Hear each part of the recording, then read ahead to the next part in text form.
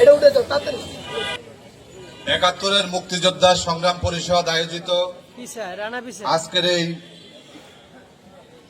বৃহত্তর মিরপুর হানাদার দিবস উপলক্ষে আজকের এই সমাবেশের সভাপতি বীর মুক্তিযোদ্ধা বাদশা ভাসানী, আমাদের মাঝে উপস্থিত আছেন বাংলাদেশ জাতীয়তাবাদী যুবদল ঢাকা মহানগর উত্তরের সদস্য সচিব, বিশিষ্ট যুবনেতা সাজ্জাতুল মিরাজ। আমাদের মাঝে উপস্থিত আছেন বাংলাদেশ সুপ্রিম কোর্টের সহকারী attorney general advocate Zohra Khatun Jui, Bangladesh জাতীয়তাবাদী তাঁতি দলের সিনিয়র যুগ্ম আহ্বায়ক জনাব মনিরুজ্জামান মনির সহ বিভিন্ন পর্যায়ের নেতৃবৃন্দ, সুধীমণ্ডলী, আসসালামু আলাইকুম ওয়া রাহমাতুল্লাহ। আমি আজকের এই সভার শুরুতেই স্মরণ করছি আজকের এই সভার শুরুতেই স্মরণ করছি মুক্তিযুদ্ধের মহান ঘোষক, যিনি পাকিস্তানি হানাদার বাহিনীর বিরুদ্ধে বিদ্রোহ ঘোষণা করে 1971 সালের 25শে মার্চ রাতে কালুরঘাট বেতার কেন্দ্রে বাংলাদেশের দিকহারা বিভ্রান্ত মুক্তিকামী মানুষদের স্বাধীনতার দিশা দিয়েছিলেন মুক্তিযুদ্ধের মহান ঘোষক শহীদ রাষ্ট্রপতি জিয়াউর রহমানকে। সংগ্রামী বন্ধুরা আমার, আসলে বক্তব্য আমরা 17 বছর দিয়েছি। আমরা এখন বক্তব্য দিতে চাই না, আমরা এখন দেশ গড়তে চাই। আমরা দেশের তারুণ্যের অহংকার, বাংলাদেশের এই 2024 সালের 5ই আগস্ট, যার আহ্বানে সাড়া দিয়ে এদেশের জাতীয়তাবাদী শক্তি, এদেশের ধর্মীয় মূল্যবোধে বিশ্বাসী শক্তি, এদেশের ডানপন্থী বামপন্থী সমাজতন্ত্রী সমস্ত মানুষ একাকার হয়ে রাজপথে নেমেছিল, সেই দেশ নায়ক তারেক রহমানের নেতৃত্বে আমরা একটি নতুন বাংলাদেশ গড়ার জন্য আমরা আমাদের কাজ করতে চাই। বন্ধুরা, আপনারা জানেন যে এখানে একটু আগে আমাদের মিরাজ ভাই বলেছেন মুজিব কোড নিয়ে। মুজিব কোড হচ্ছে একটি অভিশপ্ত একটি পোশাকের নাম। এই মুজিব কোড গায়ে দিয়ে খুনি হাসিনা এবং হাসিনার দোসররা বিগত 17টি বছর এখানে মুক্তিকামী মানুষদের, জাতীয়তাবাদী শক্তিকে, ধর্মীয় মূল্যবোধে বিশ্বাসী শক্তিকে গুম করেছে, খুন করেছে, অপহরণ করেছে, নির্যাতন করেছে, নিপীড়ন করেছে, যার কারণে এই মুজিব কোড হচ্ছে একটা অভিশপ্ত পোশাক। যার কারণে এই মুজিব কোড যেখানে থাকবে সেখানে কোনো জাতীয়তাবাদী শক্তি থাকতে পারে না। এটাই হচ্ছে আজকে অবস্থা। এই মুজিব কোড পরে বাংলাদেশে বিগত 17টি বছর বাংলাদেশ ব্যাংক থেকে শুরু করে জনতা ব্যাংক, অগ্রণী ব্যাংক, সোনালী ব্যাংক, সমস্ত ব্যাংকগুলোকে লুটপাট করে খালি করেছে খুনি হাসিনার দোসররা। এই মুজিব কোড পরে সারা বাংলাদেশে সন্ত্রাসের রাজত্ব কায়েম করেছে আওয়ামী দোসররা। এজন্য যেখানে মুজিব কোড সেখানেই প্রতিরোধ করতে হবে। বন্ধুরা, আমরা এক সপ্তাহের মুক্তিযোদ্ধা নই, আমরা 15 দিনের মুক্তিযোদ্ধা নই। আমরা বেগম খালেদা জিয়ার নেতৃত্বে বিগত 17টি বছর আন্দোলন সংগ্রামের মধ্য দিয়ে আমরা আজকে বিজয় ছিনিয়ে এনেছি। যারা এক সপ্তাহ আন্দোলন করে নিজেদেরকে আজকে 5ই আগস্টের গণ অভ্যুত্থানের মহানায়ক সাজানোর চেষ্টা করছেন, তাদেরকে মনে করিয়ে দিতে চাই 2024 সালের 21শে জুলাই এই ডিবি অফিসে আপনারা ঘোষণা দিয়েছিলেন মিডিয়ার মাধ্যমে যে আমাদের কোটা সংস্কার হয়ে গেছে, আমরা আমাদের আন্দোলন প্রত্যাহার করে নিলাম, কিন্তু সেই একই দিনে দেশনায়ক তারেক রহমানের বক্তব্য আপনারা শুনেছেন।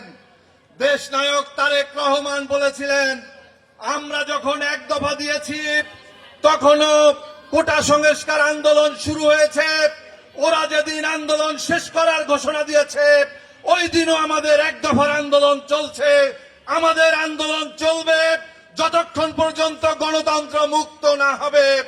আমরা সেই আন্দোলনের ধারাবাহিকতায় রাজপথে অবস্থান নিয়েছি, আর যারা এই আন্দোলন থেকে পিছু টান নিয়েছিল তারাও আবার ঘুরে এসে এই আন্দোলনে যোগ দিয়েছে। বন্ধুরা, আজকে এই আন্দোলনকে যারা বেহাত করতে চান তাদের উদ্দেশ্যে বলবো, আমাদের এখন সময় দেশ গড়ার।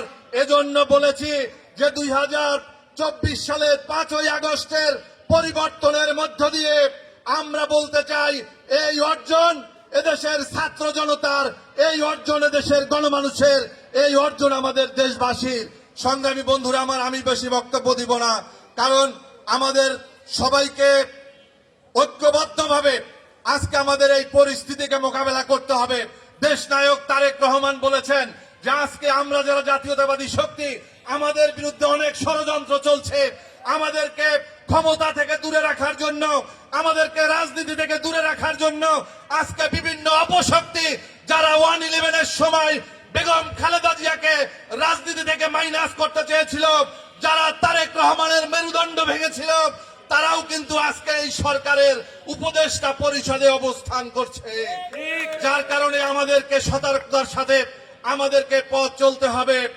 আমি বিগত 2018 সালে পিরোজপুর 2 আসনে, ভান্ডারিয়া, কাউখালী, জিয়ানগর আসনে বেগম খালেদা জিয়ার পক্ষ থেকে ধানের শীষ মার্কায় নির্বাচন করেছিলাম। আমরা রাজপথ থেকে হারিয়ে যাইনি। আন্দোলন সংগ্রামের মধ্য দিয়ে বিগত 17 বছরে ডজন ডজন মামলা নিয়ে, বারবার গ্রেপ্তার, নির্যাতনের মধ্য দিয়ে, যুবলীগের নির্যাতনের চিহ্ন বহন করে তারপরে আমরা আন্দোলনে এখনো টিকে আছি। আমাদের কোন চক্রান্ত করে এই তারেক রহমানের জাতীয়তাবাদী কাফেলাকে কোনোভাবে দমানো যাবে না। বন্ধুরা, যাবে না। সংগ্রামী বন্ধুরা আমার, আমাদের বক্তব্য পরিষ্কার। আজকেও বিএনপির গুলশান অফিসে আমাদের জাতীয়তাবাদী শক্তিকে নিয়ে বৈঠক চলছে। আমরা বলেছি আজকে যারা নির্বাচন নিয়ে ষড়যন্ত্র করছে তারাই কিন্তু বাংলাদেশকে চোরা পথে নেওয়ার চেষ্টা করছে, তারাই বালুরবাদের চিন্তা করছে। এজন্য বলেছি এই সরকার প্রতি পদে পদে ব্যর্থ হচ্ছে। এই সরকারের উপদেষ্টারা সকালে একটা, বিকেলে একটা, রাতে আর একটা কথা বলে। আজকে প্রধান উপদেষ্টা নিজেই বলেছে ছাত্ররা দল করবে। ছাত্ররা যদি দল করে তাহলে ক্ষমতায় তারা থাকতে পারবে না। ছাত্ররা যদি ক্ষমতায় থাকে তাহলে তাদের নেতৃত্বে বাংলাদেশে কোনো দল করার, এটা হবে কিংস পার্টি। এই পার্টি এদেশের কোনো জনগণ মেনে নিতে পারে নাই। আমরা দেখেছি বিএনপিকে ধ্বংস করার জন্য, বিএনপির ক্ষমতা থেকে বিতাড়িত দূরে রাখার জন্য অসংখ্য চক্রান্ত চলেছে। এই বিচৌধুরীকে নিয়ে বিকল্প ধারা করার চেষ্টা করা হয়েছিল। তারা ধুয়া তুলেছিল যে বিএনপিতে পরিবারতন্ত্র আছে।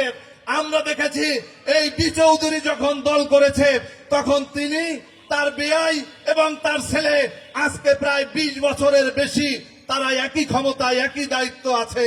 তাহলে তা কি পরিবারতন্ত্র না?